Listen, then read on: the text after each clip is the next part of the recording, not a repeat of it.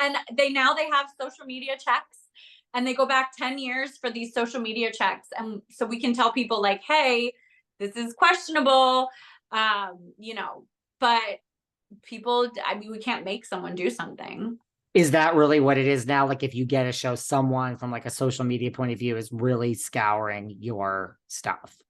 Oh, there's a whole company that we hire that does it. And every single show I work on now, it's even for game Wow.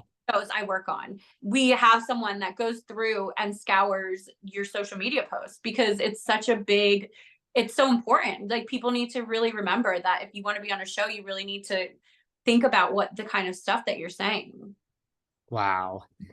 Okay. Yeah. What about, I feel like you were like, listen, some people didn't like you. Lots of people love to hate you. Same with Lisa Rinna, Ramona. But then we have like a Diana Jenkins from Beverly Hills last season. Like people just didn't like her.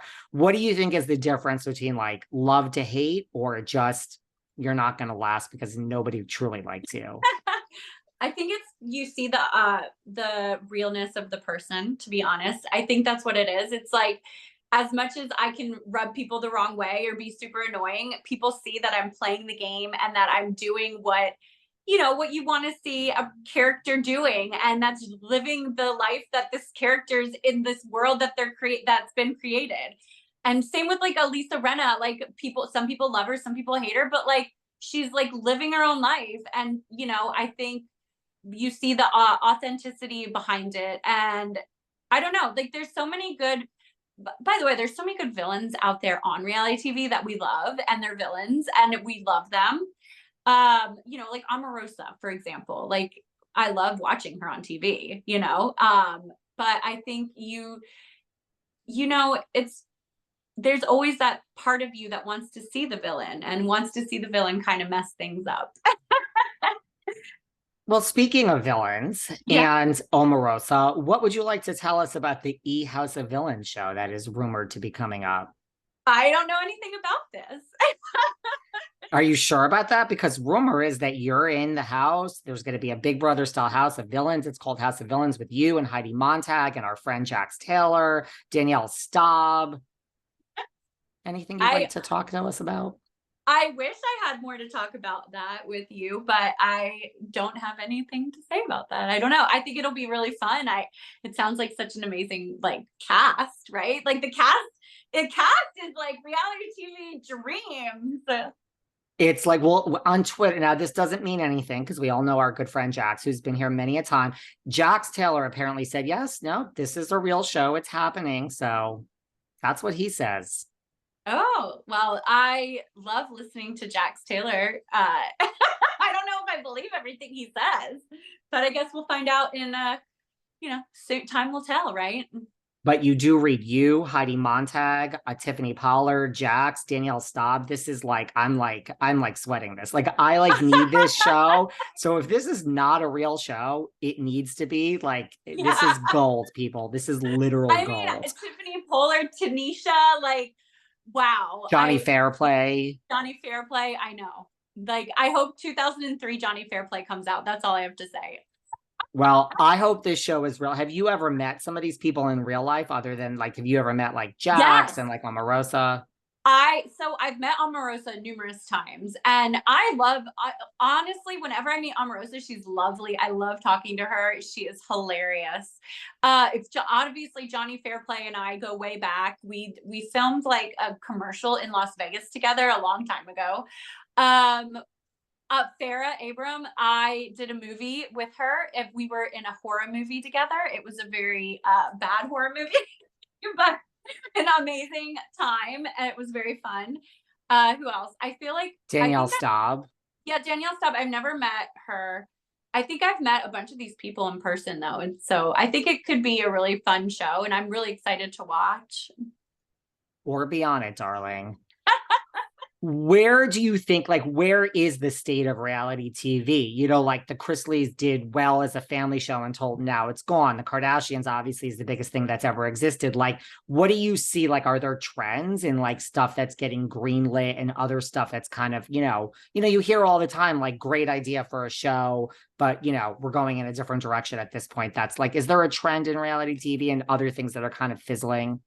I think with what we saw with the success of the Traitors, I believe that there's going to be more like a mystery vibe for competition shows, maybe more maybe feel more scripted, because I think the Traitors does feel a little more like almost like a scripted series where it feels, it's not at all, but I'm saying it feels like with Alan coming in, and he's an actor, you know, he comes in and he brings this like whole vibe to the show. So I think we'll see more shows like that. I think we'll see more shows. They'll probably try to create another Kardashian family, but that's just not going to happen. I mean, maybe more Housewife franchises. My idea, because I work in casting, I think we need a show about people that work in casting personally, because it's so crazy. It's such a crazy, I love docu-follows. I love watching these crazy jobs people have that we don't really learn about in real life, or we wouldn't know about if they weren't on TV, right?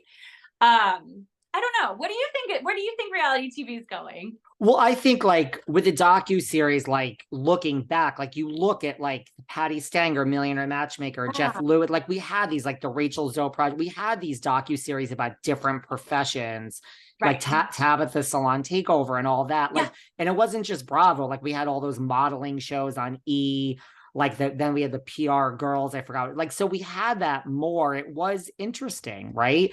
Yeah. I mean, the Culpo sisters, I interviewed them, but that show didn't really do so well. So it's like I think they would love the next Kardashians, some network, obviously, but I'm not sure that's really happening. Like everyone thinks their family is so interesting, right? But that's not always the case. No, and I think the magic was because it was in 2010, right? It was like the magic happened when it happened. And it was like we have now grown to, like, they started out where it was like this crazy family, and now it's like royalty, America's royalty, right? So it's, you know, we've grown up with them and we love them, and we have grown up, like literally Kylie and Kendall were what, like kids on the show, right? So it's, you know, it's just crazy. And I think it's like we underestimate the fact that it's like, you know, you have Kim and Chloe and Kylie and Chris, like this is like, we have like 7 strong players. That's like really hard. You know, a family might have 2 strong players and then 7 supporting players. That doesn't really work. Right, exactly. No, 100%. I don't know that magic will be created again, because I think they try to do it. They have that TikTok on Hulu. What's the girl? DeMellos. Yeah, Charlie D'Amelio. But like it's not the same, you know, it's just not, they're not Kardashians. I mean, I'm an apologist for the Kardashians. I think it's like, I say it all the time. I think they're the most famous family other than the royal family we've ever had. And I think it's like, yes, it's scripted and there's not a word that's uttered that Kris Jenner does not sign off on. And yes, they're producers. And I can't even imagine the rights they have to like control everything on Hulu. I mean, other thing, but it works. So who cares really? Yeah, 100%. I love it.